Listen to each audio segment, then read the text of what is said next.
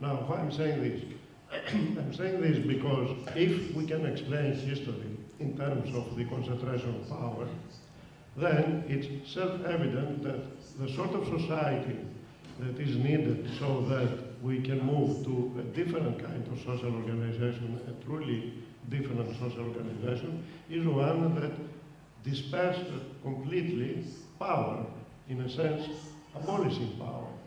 That is, if you create institutions, political, economic, social institutions, that have the effect of an equal distribution of power among all citizens, then is the same thing as if you say that power relations, power structures are abolished, because power has any meaning if it is concentrated. Otherwise, if everybody has the same power to determine his or her fate, then of course there is no power at all. So we have to create a society where power is distributed equally amongst all citizens. And this sort of society is the one that is suggested by the inclusive democracy project. That is, the main components of the inclusive democracy project are the political or economic democracy, as we can call it, political or direct democracy, as we can call it. Second is economic democracy. Third is ecological democracy. And fourth is democracy in the social realm. So each of those four components of democracy, in fact, could show how we can distribute equally the political power among all citizens, and then the economic power among all citizens, then the same with social power, and as regards the ecological democracy, how we can create a different sort of relationship of society to nature, so that society is reintegrated into nature. In other words, we don't see as at present society as a kind of instrument for growth. We develop, in other words, a completely different relationship to nature, where nature is not seen as an instrument to achieve certain objectives like economic growth, but we see nature as it should be, as a natural environment we live in, which we must protect it in order to secure our own survival. So let's see briefly how we can describe these four components. As regards the transitional strategies, we don't have time to do it today, perhaps in the discussion.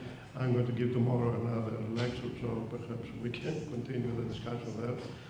So let's see today, which is the main aim of my talk, how we can describe the inclusive democracy proposal. Let's start with political democracy or direct democracy. Now, by political democracy, I mean the kind of society where all citizens living in a certain area take decisions directly, political decisions, that is, decisions affecting their own political affairs, but also economic decisions, the main economic decisions. I'm going to give you details in a moment, which implies that there should be a very high degree of decentralization.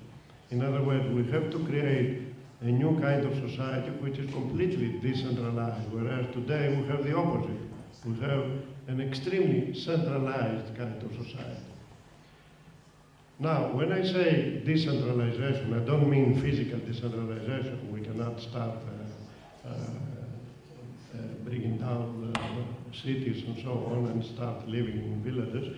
What I mean is that for a very long period of time, we can have administrative decentralization.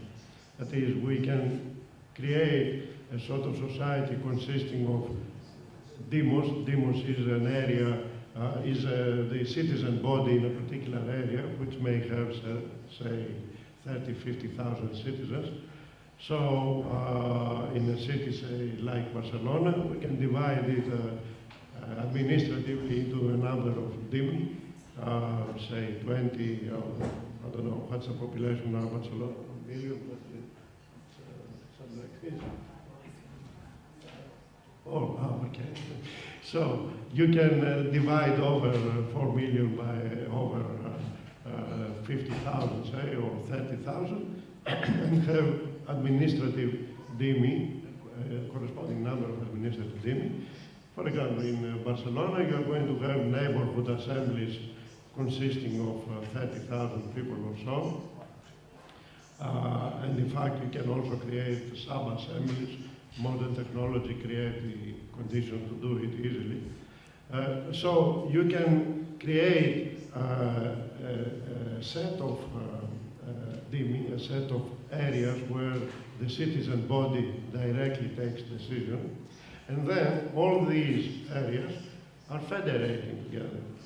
Are federating at the regional level, where you can have regional assemblies, and they can confederate, of course. You can have a confederation at the national level. So, for example, if you arrange that 15 delegates per assembly of 30,000 consist of 1,500 delegates, then 1,500 delegates will express the will of 3 million people. When I say express the will, I don't mean that we're talking about representatives. I don't mean people who take decisions on your behalf. I mean that all decisions would be taken at the lowest level, by the Democratic Assemblies, and then they would delegate some of them to go to the regional assemblies or to the confederal assembly and express their will. So all these regional or confederal assemblies do is simply to coordinate and take administrative decisions of the lower bodies. They don't take any actual decisions expressing the will of others. Nobody can express your will. It's only you that you can express your will. The only thing that can be done is you can delegate your will to somebody else with strict mandates. Otherwise, we don't talk about democracy. It's something else. It's autonomy. For a real democracy to exist, it's supposed that people themselves take decisions and only can delegate on a rotation basis and of course, recallable delegates at any moment of time could be recalled by the assemblies if they don't implement the decisions of the democratic assemblies.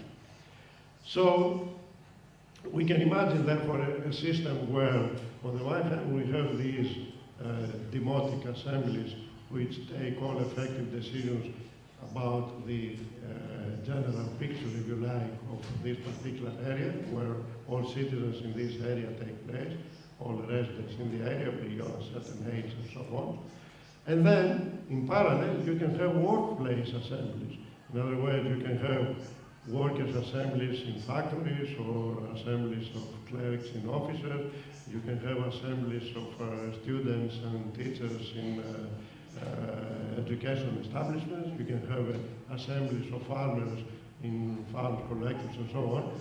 So that these assemblies, the workplace assemblies, would take decisions about how to run their own factories, education institutions and so on the basis of general guidelines given by the democratic assemblies.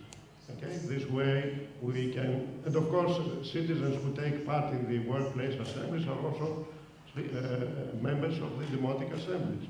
So they take decisions both ways, as workers or teachers, etc., and as citizens in the democratic assembly.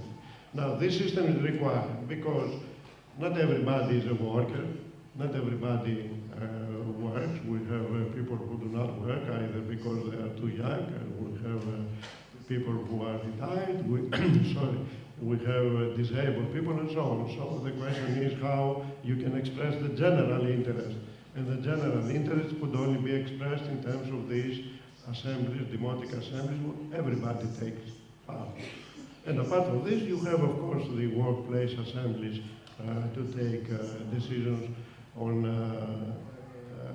the way to run the various workplaces, institutional, educational places, and so on. So far about the political or direct democracy. Now let's move to the economic democracy.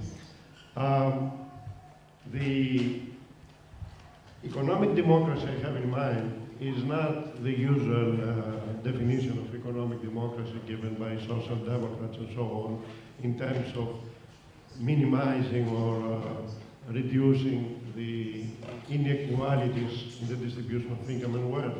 I don't mean this. By economic democracy, I mean a kind of society where economic power is distributed equally among all people.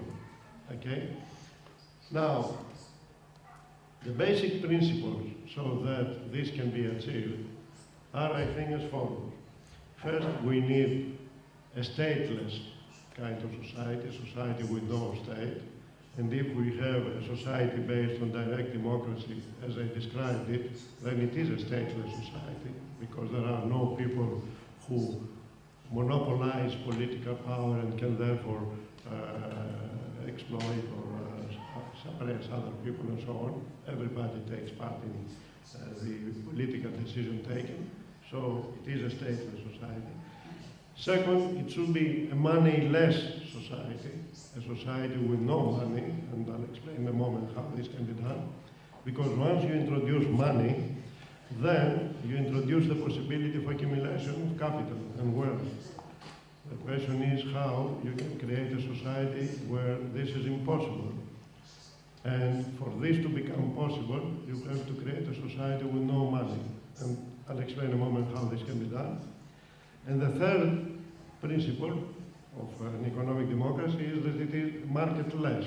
That is, you cannot talk about any kind of economic democracy if you have a real market where actually the economic decisions are taken on the basis of the rules that govern the market system, which of course market system is in turn controlled by economic elites and so on. Now, the three preconditions on which this can be done, that is, you can create a stateless, moneyless, and marketless system, are first, self-reliance. Second, demotic ownership of the means of production. In other words, all the means of production, all production and distribution resources belong to the citizen body, to the demon, which may lease them, the citizen body as such, may lease them to people to create enterprises, which we may call demotic enterprises, to produce whatever people decide. I'll come to this. And third, we have to have a confederal allocation of resources. In other words, a system of allocation of resources, which is determined at the confederal level, but not only. This is important, because as we shall see, one of the major lessons we were taught by the failure, particularly of actually existing socialism, is that if you create a planning system, particularly a centralized or central planning system like the one they had there, then you abolish completely what we may call freedom of choice. And freedom of choice is not a bad thing, provided that everybody has the same freedom.